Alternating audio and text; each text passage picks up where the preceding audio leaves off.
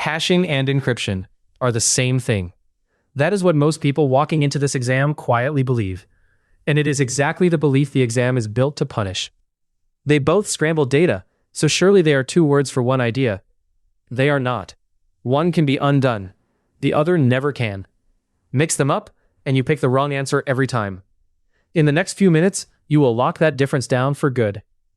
You will also learn the 3 states your data lives in, the 2 families of encryption, and the tools that stop it walking out the door. This is Objective 5.1, and it opens Domain 5, Security Operations. That domain is 18% of your exam, so these marks matter. Let me start with where your data lives, because you cannot protect it until you know that. Think about money in a shop. Sometimes it sits in the safe. Sometimes it travels in an armored van. Sometimes it is out on the counter, being counted. Same cash, 3 very different risks. Your data works the same way. It exists in 3 states, and the exam wants all 3. Data at rest is data in storage. Sat on a hard drive, in a database, on a backup. That is the money in the safe, and you protect it by encrypting the disk. Data in transit is data on the move, crossing a network, flying between your laptop and a website. That is the armored van, and you protect it with HTTPS or a VPN. Data in use is data being actively worked on, open in memory, inside a running application. That is the cache on the counter, the hardest to protect, because it must be readable to be used. So at rest, in transit, in use. Storage, movement, processing. Lock the trio in. So how do we secure it? With encryption. The exam splits it into 2 families, so let me make each one stick. Symmetric encryption uses 1 key. The same secret key locks the data and unlocks it. Picture a single padlock key that you and I both hold. It is fast, protecting the bulk of your data. The world standard is called AES, but there is a catch. If we both need the same key, how do I get it to you safely across an open network? That is the key distribution problem. So there is a second family. Asymmetric encryption uses not 1 key, but a pair. A public key and a private key, mathematically joined. The public key you can hand to anyone. Anything it locks, only the matching private key can unlock. Here is the anchor to carry into the exam. Symmetric equals 1 shared key. Asymmetric equals a key pair. Public locks, private unlocks. Now watch them team up. Asymmetric solves the key problem. Therefore, we use it to safely swap a symmetric key. The fast symmetric key then does the heavy lifting. Slow and clever hands-off to fast and simple. Which brings us back to my opening promise, hashing, where people fall down. Encryption is a 2-way street. You scramble data with a key, and with the right key you unscramble it back. Hashing is a 1-way street. You run data through a hash function, and out comes a fixed-length digest. But there is no key, and no way back. You cannot unhash it to recover the original.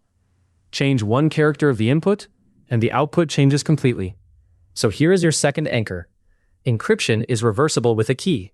Hashing is a 1-way fingerprint. What is hashing for? 2 things, integrity and passwords.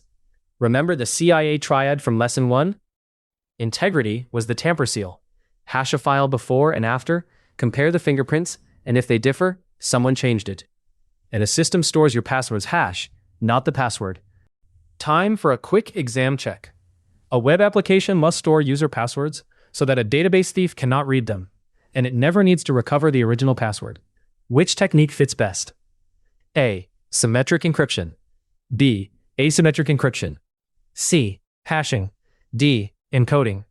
Pause the video and pick your answer. Ready? The answer is C. Hashing. Here is why. Hashing is 1 way, so a login is checked by hashing the attempt and comparing fingerprints, never by decrypting. Symmetric encryption is reversible, so anyone with the key reads every password, which rules out A. Asymmetric is also reversible with the private key, so B fails the same way. And encoding, like base 64, is not security at all. It reverses in seconds, so D is out. When a question says never needs to recover, think hashing. Encryption and hashing protect the data itself. The last 3 tools watch it and control where it goes. First, logging and monitoring. Logs record what happened, who logged in, What changed? What was accessed? Monitoring is reading those logs and reacting. Together, they are a detective control, your security camera footage. Without them, a breach can run unseen for months. Second, data classification. You cannot protect everything equally, so you sort data by sensitivity. Public, internal, confidential, restricted. Remember, risk equals likelihood times impact from lesson 2? The higher the impact if data leaks, the higher its class, and the stricter the handling. Third, data loss prevention, or DLP. It spots sensitive data trying to leave, a card number in an email, a client list on a USB stick, and blocks it. A bag check at the exit. Let me pull the lesson together, exam checklist style. Your data lives in 3 states: at rest, in transit, in use. Encryption comes in 2 families. Symmetric is one shared key, fast, AES. Asymmetric is a key pair, public locks, private unlocks. Hashing is different. One way, no key, a fingerprint for integrity, and passwords. And 3 operations tools guard the rest. Logging and monitoring to watch, classification to sort, DLP to stop leaks. One quick question to lock it in. A colleague says, let us encrypt our stored passwords so we can decrypt them if a user forgets. What single word tells you they have picked the wrong tool? Say it out loud. Decrypt. The moment you can reverse it, a thief can too. Passwords get hashed, never encrypted. Worth easy marks. If hashing and encryption now sit in separate boxes in your head, this lesson did its job. Subscribe, because Domain 5 is landing lesson by lesson in pass order. And to turn these confusable pairs into reflexes, head to certcrush.app, where the CC question bank is full of them. Next lesson, we take these protected systems and lock them down properly. System hardening and configuration management.